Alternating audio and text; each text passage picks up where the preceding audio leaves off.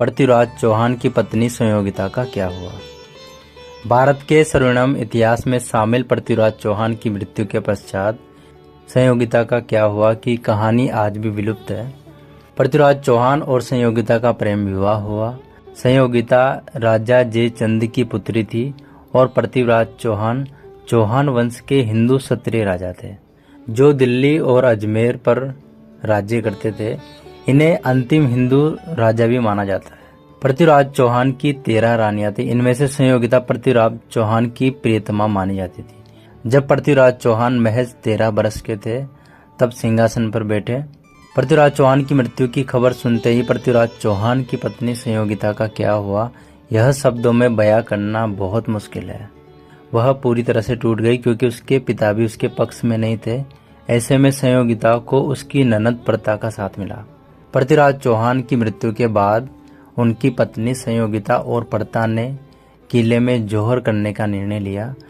पृथ्वीराज चौहान की मृत्यु के बाद संयोगिता के पास निर्णय पर अमल करने के लिए ज़्यादा समय नहीं था। दूसरी तरफ मोहम्मद गोरी का सेनापति कुतुबुद्दीन ऐबक रानी संयोगिता और अन्य हिंदू औरतों को अपने हरम में लेने के लिए उतावला हो रहा था। सशस्त्र सेना के साथ कुतुबुद्दीन ऐबक किले के बाहर डेरा डालकर बैठ गया। लाल किले के चारों तरफ यमुना नदी का बहता पानी और किले की विशाल दीवारें ऐबक का हताश कर रही थी। वहीं दूसरी तरफ संयोगिता और साथियों ने मिलकर लाल किले में विशाल चिता की तैयारियां करने लगे।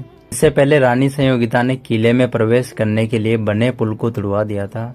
किले के बाहर जो खाई थी उसे भरने के लिए कुतुबुद्दीन ऐबक ने अपने सैनिकों को आदेश दिया कि हिंदुओं को इसके अंदर डाला जाए और उनकी लाशों के ऊपर चढ़कर दीवार को पार किया जाए।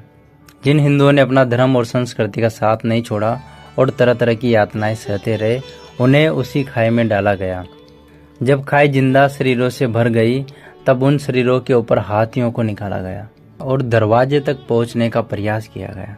वहां पहुंचने के बाद भी हाथी से वो दरवाजा नहीं टूट रहा था क्योंकि दरवाजों के बाहर की तरफ मोटी और नुकीली कीलें लगी हुई थी जिन्हें तोड़ना हाथियों का बस का रोग नहीं था। अंत में कुतुबुद्दीन ऐबक ने आदेश दिया कि राजा जयचंद के पुत्र धीर चंद्र को दरवाजे के सामने खड़ा किया जाए और उसके शरीर पर हाथियों से वार किया जाए। इनका दोगलापन देखिए राजा जयचंद ने मोहम्मद गोरी का साथ दिया, लेकिन मोहम्मद गोरी के सेनापति कुतुबुद्दीन ऐबक ने उन्हीं के पुत्र धीर चंद्र को मौत के घाट उतार दिया। दरवाजा तोड़ने के बाद जैसे तैसे कुतुबुद्दीन ऐबक दुर्ग के अंदर पहुंचा, लेकिन वहां का दृश्य देखकर वो छटपटा गया। धक धक ज्वाला धधक रही थी। महारानी संयोगिता, उनकी ननद प्रता और उनके साथ हजारों हिंदू वीरांगनाओं ने आन बान और शान के लिए अपने शरीर को अग्नि के हवाले कर दिया। पृथ्वीराज चौहान की मृत्यु के पश्चात पृथ्वीराज चौहान की पत्नी संयोगिता ने जौहर कर लिया। अब आप जान गए होंगे कि पृथ्वीराज चौहान की पत्नी संयोगिता का क्या हुआ। तो दोस्तों, पृथ्वीराज चौहान की मृत्यु के पश्चात उनकी पत्नी संयोगिता का क्या हुआ इस टॉपिक के ऊपर आपको मैंने बताया। तो आपको वीडियो कैसा लगा? अगर आपको वीडियो पसंद आया तो आप कमेंट जरूर करिएगा। अगर आप पहली बार हमारे चैनल पे आए हो तो हमारे चैनल को सब्सक्राइब करें और बेल आइकन को प्रेस करना बिल्कुल भी ना भूलें ताकि आपको ऐसे और भी इंटरेस्टिंग वीडियो आपको मिलते रहें। तो मिलते हैं फिर एक और नई वीडियो के साथ में। तब तक सब अपना ख्याल रखिएगा।